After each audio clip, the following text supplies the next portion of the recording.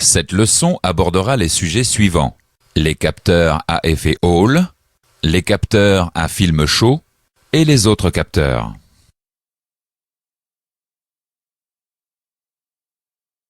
Les capteurs utilisent divers principes selon les besoins de détection. Le capteur à effet Hall utilise le principe suivant. Un courant traverse une mince plaquette à effet Hall. Il n'y a aucune tension entre les faces de la plaquette.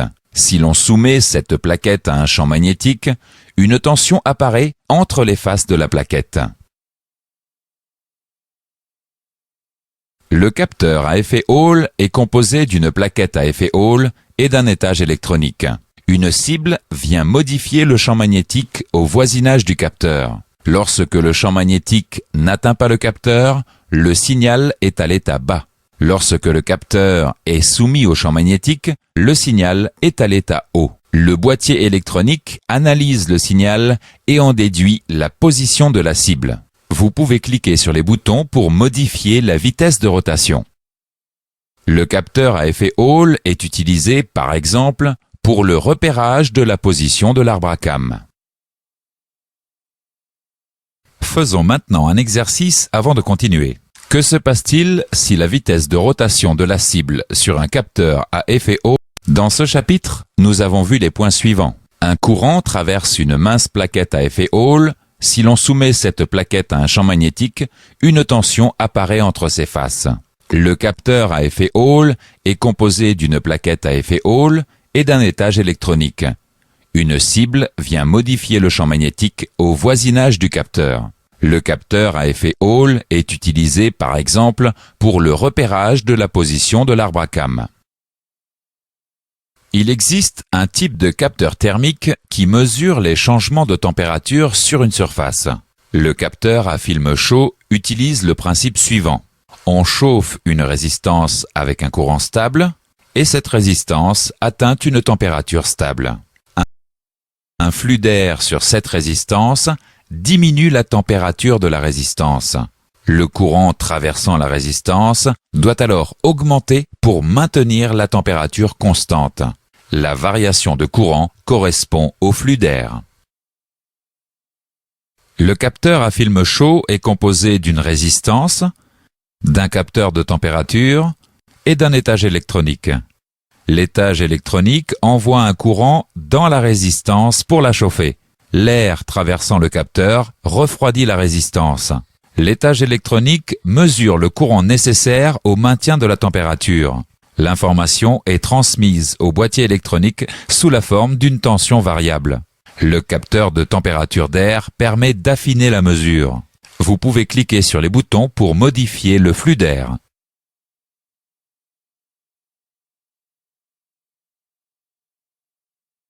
Le capteur à film chaud est utilisé pour mesurer le débit d'air en entrée du moteur.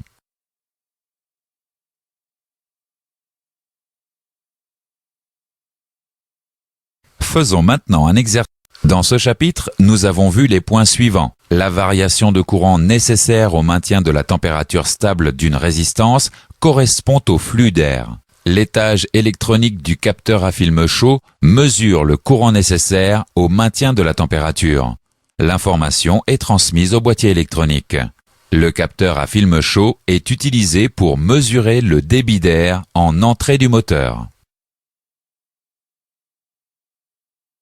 Il existe un type de capteur thermique qui mesure les changements de température dans un fil. Le capteur à fil chaud utilise le principe suivant. Considérons une thermistance.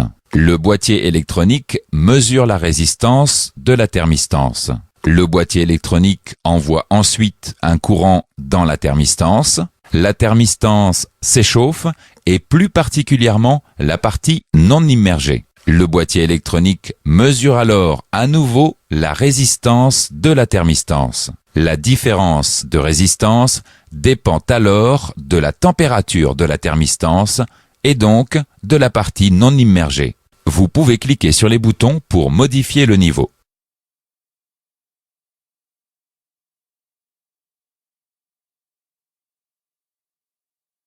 Le capteur à fil chaud est utilisé notamment pour mesurer le niveau d'huile dans le moteur.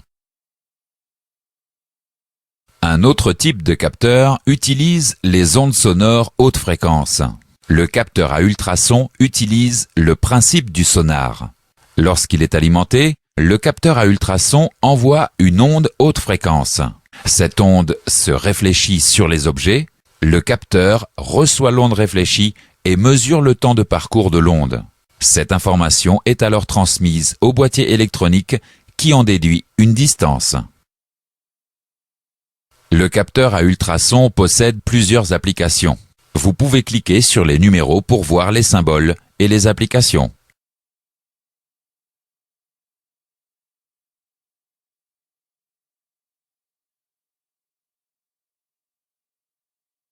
Il existe un type de capteur sensible à la lumière, c'est la photodiode.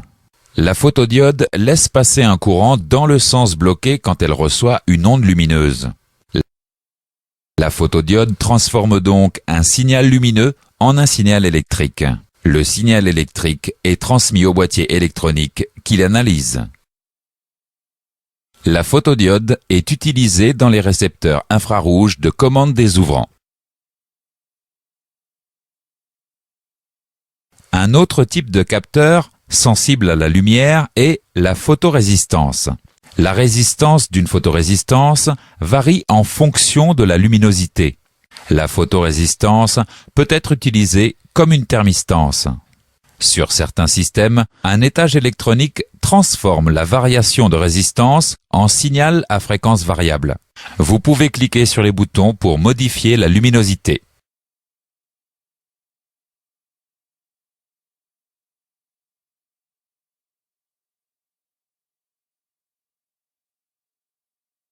La photorésistance possède plusieurs applications. Vous pouvez cliquer sur les numéros pour voir les symboles et les applications.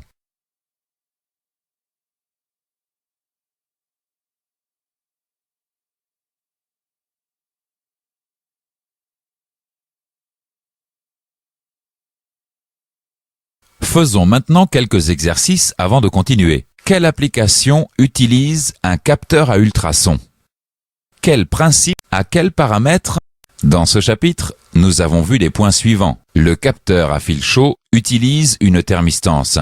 Le capteur à fil chaud est utilisé notamment pour mesurer le niveau d'huile dans le moteur. Le capteur à ultrasons utilise le principe du sonar. Le capteur à ultrasons possède plusieurs applications. La photodiode transforme un signal lumineux en un signal électrique. La photodiode est utilisée dans les récepteurs infrarouges de commande des ouvrants. La résistance d'une photorésistance varie en fonction de la luminosité. La photorésistance possède plusieurs applications. Cette leçon est maintenant terminée. Voici un récapitulatif des chapitres que nous avons vus dans cette leçon. Vous pouvez revoir un chapitre en le sélectionnant avec la souris. Vous pouvez accéder au test des prérequis en cliquant sur le bouton Suite. Quel paramètre est mesuré par un capteur à film chaud?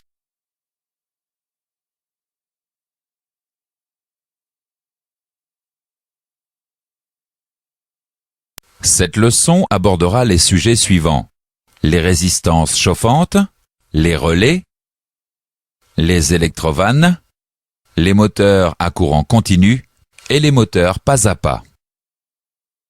Les actuateurs utilisent divers principes selon leur fonction. Les résistances chauffantes sont un premier type d'actuateur. Les résistances chauffantes utilisent le principe suivant. Une résistance convertit l'électricité en chaleur. Les résistances chauffantes sont principalement des thermistances à coefficient de température positif. L'alimentation des résistances chauffantes est temporisée et généralement commandée par un relais. La résistance chauffante possède plusieurs applications. Vous pouvez cliquer sur les numéros pour voir les symboles et les applications.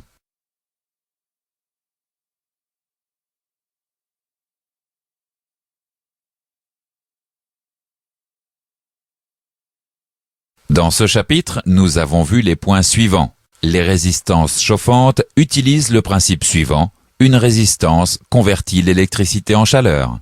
La résistance chauffante possède plusieurs applications. Un autre type d'actuateur est le relais. Le relais permet d'activer un consommateur de forte puissance à l'aide d'un courant faible. Le circuit de commande peut être activé soit par un interrupteur manuel, soit par un boîtier électronique. Un autre type de relais est le relais inverseur. Sur le relais inverseur, la position au repos de l'interrupteur du circuit de puissance permet d'alimenter un consommateur. Cliquez sur l'interrupteur pour activer ou désactiver le circuit de commande. Il existe également des relais à diode. Dans un relais classique, à l'ouverture du circuit, il y a création d'un courant induit dans la bobine. En branchant une diode en parallèle avec la bobine, ce courant induit est consommé par la bobine. Une deuxième diode est ajoutée pour protéger la diode de self contre les inversions de polarité. Vous pouvez déplacer la souris pour voir les composants du relais à diode.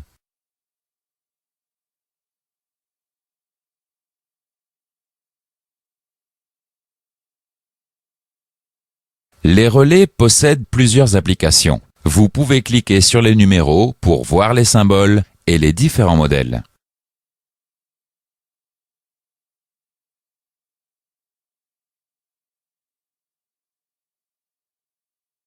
Faisons maintenant quelques exercices avant de continuer. Quel est le rôle? Dans ce chapitre, nous avons vu les points suivants. Le relais permet d'activer un consommateur de forte puissance à l'aide d'un courant faible. Le circuit de commande peut être activé par un interrupteur manuel ou par un boîtier électronique. Sur le relais inverseur, la position au repos de l'interrupteur du circuit de puissance permet d'alimenter un consommateur. Le relais à diode utilise une diode pour consommer le courant induit à l'ouverture du relais et parfois une autre diode de protection contre les inversions de polarité. Un autre type d'actuateur est l'électrovanne. Voyons l'électrovanne simple. L'électrovanne utilise le principe de base de l'électromagnétisme. Un courant traverse la bobine du circuit de commande. Le champ magnétique de la bobine attire le noyau. Le noyau, solidaire d'un clapet, se déplace, obturant ou non un circuit pneumatique ou hydraulique. Le retour en position repos est assuré par un ressort.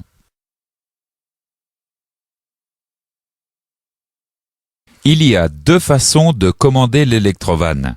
L'électrovanne peut être commandée par un signal tout ou rien. Dans ce cas, l'électrovanne n'a que deux positions, fermée ou ouverte. Vous pouvez cliquer sur le bouton pour commander l'électrovanne.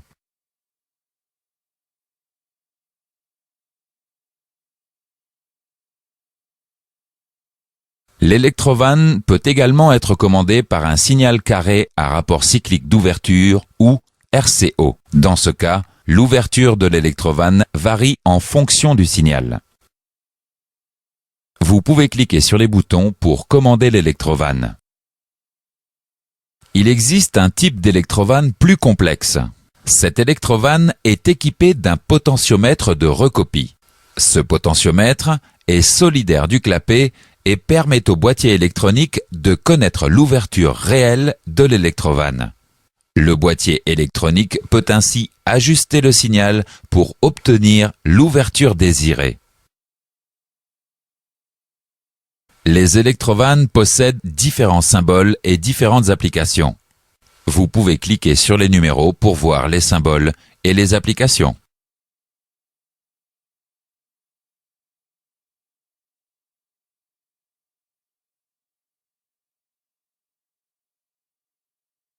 Faisons maintenant un exercice. Dans ce chapitre, nous avons vu les points suivants. L'électrovanne utilise le principe de base de l'électromagnétisme. Les électrovannes peuvent être commandées par un signal tout ou rien. Dans ce cas, l'électrovanne n'a que deux positions, fermée ou ouverte. Certaines électrovannes sont commandées par un signal carré à rapport cyclique d'ouverture ou RCO. Dans ce cas, l'ouverture de l'électrovanne varie en fonction du signal. Certaines électrovannes sont équipées d'un potentiomètre de recopie. Ce potentiomètre permet au boîtier électronique de connaître l'ouverture réelle de l'électrovanne. Un autre type d'actuateur est le moteur à courant continu. Le moteur à courant continu est composé des éléments suivants. Un rotor, des bobines solidaires du rotor, des balais et des aimants permanents. Les bobines sont alimentées par les balais et subissent l'une après l'autre l'action du champ magnétique des aimants. Le rotor tourne. Le moteur à courant continu est souvent commandé par un relais. Le circuit d'alimentation peut comporter des résistances afin de faire varier la vitesse de rotation.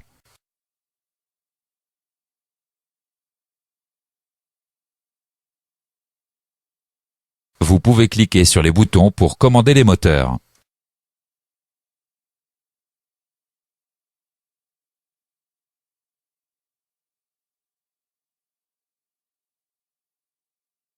Les moteurs à courant continu possèdent différents symboles et différentes applications.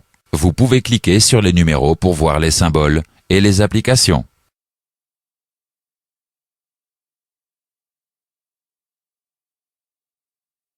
Dans ce chapitre, nous avons vu les points suivants. Le moteur à courant continu est composé des éléments suivants, un rotor, des bobines solidaires du rotor, des balais et des aimants permanents. Le moteur à courant continu est souvent commandé par un relais. Le circuit d'alimentation peut comporter des résistances afin de faire varier la vitesse de rotation. Les moteurs à courant continu possèdent différents symboles et différentes applications.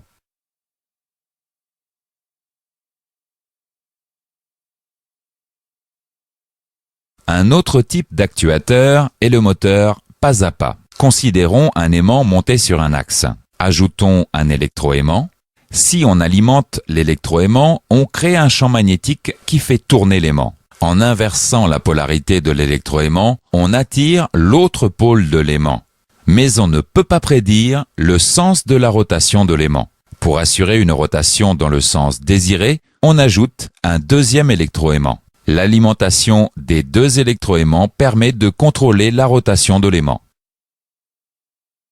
Le moteur pas à pas est piloté par un boîtier électronique. L'alimentation alternée de deux bobines permet de contrôler la rotation et le sens de la rotation.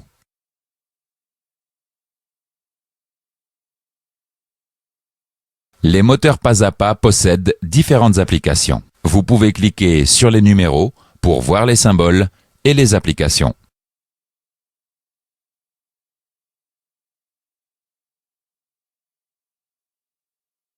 Faisons maintenant un exercice avant. Dans ce chapitre, nous avons vu les points suivants. Le moteur pas à pas est piloté par un boîtier électronique.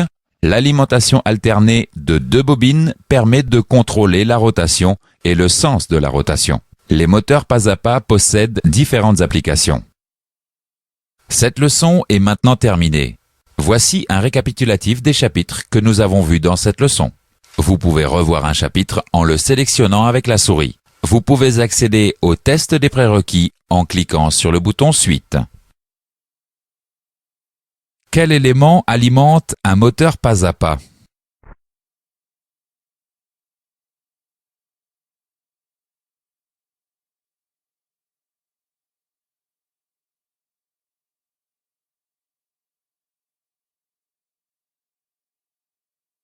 Cette leçon abordera les sujets suivants. Les boîtiers interconnexion, les liaisons intercalculateurs, le multiplexage.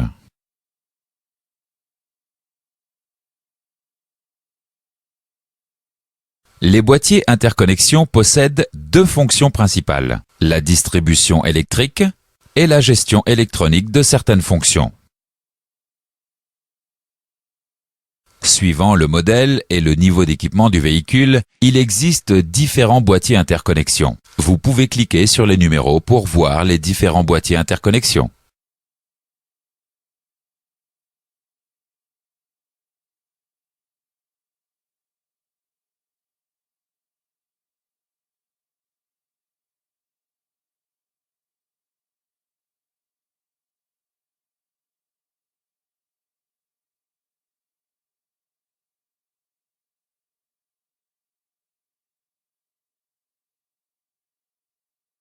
La plupart des véhicules possèdent deux boîtiers interconnexion. Un boîtier interconnexion habitacle situé dans l'habitacle et un boîtier interconnexion moteur situé dans le compartiment moteur. Un boîtier interconnexion peut contenir un certain nombre de fusibles remplaçables. Certains véhicules disposent de plusieurs boîtiers interconnexion assurant les fonctions fusiblage et relayage.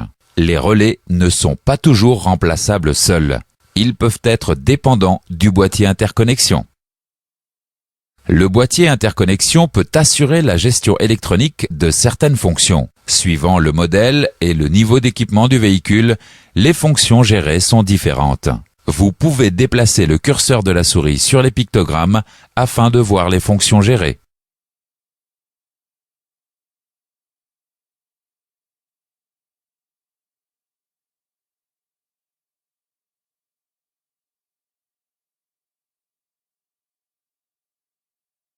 Lors du remplacement d'un boîtier interconnexion, il est nécessaire de le configurer par rapport au véhicule. Cette configuration dépend des paramètres suivants. La mise en place de certains fusibles et relais, la mise en place de certains shunts électriques et la configuration avec l'outil de diagnostic. Faisons maintenant un exercice avant de continuer. Dans ce chapitre, nous avons vu les points suivants. Les boîtiers interconnexion possèdent deux fonctions principales, la distribution électrique et la gestion électronique de certaines fonctions. Suivant le modèle et le niveau d'équipement du véhicule, il existe différents boîtiers interconnexion. La plupart des véhicules possèdent deux boîtiers interconnexion, un boîtier interconnexion habitacle et un boîtier interconnexion moteur. Un boîtier interconnexion peut contenir un certain nombre de fusibles remplaçables. Les relais ne sont pas toujours remplaçables seuls. Le boîtier interconnexion peut assurer la gestion électronique de certaines fonctions. Suivant le modèle et le niveau d'équipement du véhicule, les fonctions gérées sont différentes. Lors du remplacement d'un boîtier interconnexion, il est nécessaire de le configurer par rapport au véhicule. Sur les véhicules actuels, plusieurs systèmes peuvent avoir besoin de la même information, comme la vitesse du véhicule. Il n'est pas nécessaire d'utiliser un capteur pour chaque système. Il suffit d'échanger l'information entre les calculateurs. Dans une liaison intercalculateur, le calculateur qui a besoin d'informations génère un potentiel. Le calculateur qui fournit l'information met ce potentiel à la masse sous forme de signal. Le calculateur qui a besoin de l'information mesure la tension sur le fil et en déduit le signal. La communication est unidirectionnelle. Différents signaux sont utilisés. Le signal change suivant le type d'information à transmettre. Vous pouvez cliquer sur les numéros pour voir les différents signaux.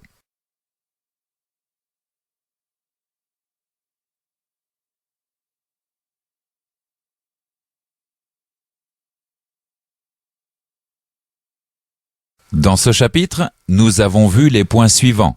Sur les véhicules actuels, plusieurs systèmes peuvent avoir besoin de la même information comme la vitesse du véhicule. Le calculateur qui a besoin de l'information génère un potentiel. Le calculateur qui fournit l'information met ce potentiel à la masse sous forme de signal. Le signal change suivant le type d'information à transmettre. Le nombre de systèmes électroniques sur les véhicules augmente. Le nombre d'informations à échanger augmente aussi. Le nombre de liaisons nécessaires à ces échanges s'accroît également. Le multiplexage permet de transférer de multiples informations sur une même liaison électrique. Le réseau électrique du multiplexage, appelé bus, est composé de deux fils nommés H et L. Ces deux fils sont torsadés, comme l'indique ce symbole, pour éviter l'apparition de parasites. Les mêmes signaux électriques sont transmis sur les deux fils, mais à l'inverse. Sur le réseau multiplexé, la communication est multidirectionnelle. Le protocole de communication utilisé sur les véhicules Renault est le CAN. Tous les calculateurs sont émetteurs et récepteurs. Les informations échangées sont émises périodiquement ou lors d'un événement. Un véhicule peut comporter plusieurs réseaux multiplexés. Un réseau principal, sur lequel sont connectés la majorité des calculateurs du véhicule, et des réseaux dits privatifs qui ne concernent que certains calculateurs. Le bon fonctionnement d'un réseau multiplexé de type CAN nécessite l'emploi de résistances de terminaison. Ces résistances permettent de stabiliser les signaux. Le réseau dispose de deux résistances de terminaison de 120 ohms chacune et intégrées à deux calculateurs. Ces résistances sont branchées en parallèle dans le circuit, lui conférant une résistance de 60 ohms. L'emplacement des résistances de terminaison varie selon le véhicule. À la sélection d'un véhicule disposant d'un réseau multiplexé, l'outil de diagnostic impose un contrôle de ce réseau. L'impossibilité de mener à bien ce contrôle indique la présence d'un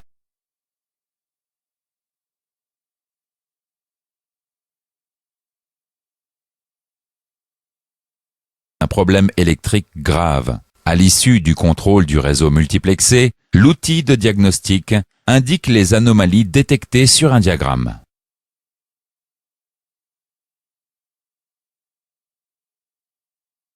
Sur certains véhicules, l'outil de diagnostic interroge les calculateurs reliés par la ligne de diagnostic K. Les calculateurs échangent entre eux des signaux tests sur le réseau multiplexé. Les calculateurs envoient ensuite leurs résultats à l'outil de diagnostic par la ligne de diagnostic K. L'outil de diagnostic affiche les résultats des contrôles sur différents écrans. Sur les véhicules où le réseau multiplexé est relié à la prise diagnostic, l'outil de diagnostic interroge directement les calculateurs. Si certains calculateurs ne répondent pas, il en déduit une défaillance. Certains calculateurs ne sont pas diagnosticables. Tous les véhicules ne disposent pas de l'ensemble des calculateurs. La liste des calculateurs présents est mémorisée dans deux calculateurs. Ces calculateurs peuvent être différents suivant le véhicule. La configuration s'effectue à l'aide de l'outil de diagnostic. Une mauvaise configuration provoque des erreurs de diagnostic, mais pas de dysfonctionnement du véhicule. La réparation du réseau multiplexé est possible en suivant les méthodes de la documentation technique. Le réseau multiplexé est très sensible à la qualité des connexions et à la longueur des fils. Faisons maintenant Quelle est la conséquence? Dans ce chapitre, nous avons vu les points suivants. Le multiplexage permet de transférer de multiples informations sur une même liaison électrique. Le réseau électrique du multiplexage, appelé bus, est composé de deux fils nommés H et L. Sur le réseau multiplexé, la communication est multidirectionnelle. Le protocole de communication utilisé sur les véhicules Renault est le CAN. Un véhicule peut comporter plusieurs réseaux multiplexés, un réseau principal et des réseaux dits privatifs. Le bon fonctionnement d'un réseau multiplexé de type CAN nécessite l'emploi de résistances de terminaison. À la sélection d'un véhicule disposant d'un réseau multiplexé, l'outil de diagnostic impose un contrôle de ce réseau.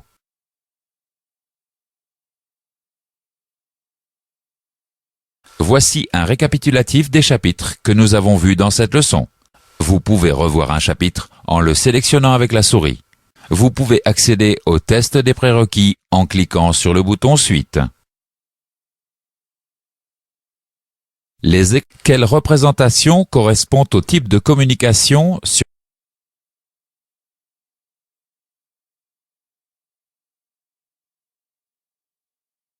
Cette leçon abordera les sujets suivants. Le rôle du signal DF, le fonctionnement du circuit de charge. L'alternateur crée l'énergie électrique nécessaire au système électrique du véhicule. Cette énergie sert aux tâches suivantes. Alimenter l'ensemble des consommateurs du véhicule et maintenir la batterie en bon état de charge. Sur certains véhicules, le circuit de charge est pourvu d'un dispositif particulier nommé signal DF. Ce signal, émis par l'alternateur, fournit l'information débit de l'alternateur. Le rôle du signal DF est de fournir l'information puissance disponible de l'alternateur. Cette information permet d'éviter une consommation électrique du véhicule supérieure aux possibilités de l'alternateur pour privilégier la recharge de la batterie. L'information puissance disponible est transmise sur le réseau multiplexé. Cette information est utilisée par deux systèmes. Le système de climatisation, qui détermine le nombre de résistances chauffantes pouvant être alimentées. Le système d'injection, qui ajuste, si nécessaire, le régime de ralenti afin d'augmenter le débit de l'alternateur. Dans ce chapitre, nous avons vu les points suivants. L'alternateur crée l'énergie électrique nécessaire au système électrique du véhicule. Cette énergie sert aussi à recharger la batterie. Sur certains véhicules, le circuit de charge est pourvu d'un dispositif particulier nommé signal DF. Le rôle du signal DF est d'éviter une consommation électrique du véhicule supérieure aux possibilités de l'alternateur pour privilégier la recharge de la batterie. L'information puissance disponible est utilisée par le système de climatisation et le système d'injection. Le circuit de charge est composé des éléments suivants. L'alternateur, l'unité de protection et de commutation, UPC, l'unité centrale habitacle, UCH, le calculateur d'injection, le tableau de bord et le réseau multiplexé du véhicule. Le signal DF est transmis par l'alternateur à l'unité de protection et de commutation UPC. Le signal DF est un signal carré de type RCO, rapport cyclique d'ouverture. Le signal DF renseigne en permanence l'UPC du débit de l'alternateur. À partir de l'information débit fournie par l'alternateur, l'UPC calcule la puissance disponible. L'UPC transmet l'information puissance disponible sur le réseau multiplexé aux éléments suivants. L'unité centrale habitacle, UCH, pour la gestion des résistances de chauffage, et le calculateur d'injection pour la gestion du régime de ralenti. L'alternateur dispose d'une commande permettant l'allumage du témoin de charge. En cas d'incident, l'alternateur met à la masse un potentiel 12 volts APC fourni par l'UPC. L'UPC commande alors l'allumage du témoin de charge au tableau de bord par le réseau multiplexé. Dans ce chapitre, nous avons vu les points suivants. Le signal DF est un signal carré de type RCO, rapport cyclique d'ouverture, correspondant au débit de l'alternateur. À partir de l'information débit fournie par l'alternateur, l'UPC calcule la puissance disponible. L'UPC transmet l'information puissance disponible à l'UCH et au calculateur d'injection. L'alternateur dispose d'une commande permettant l'allumage du témoin de charge.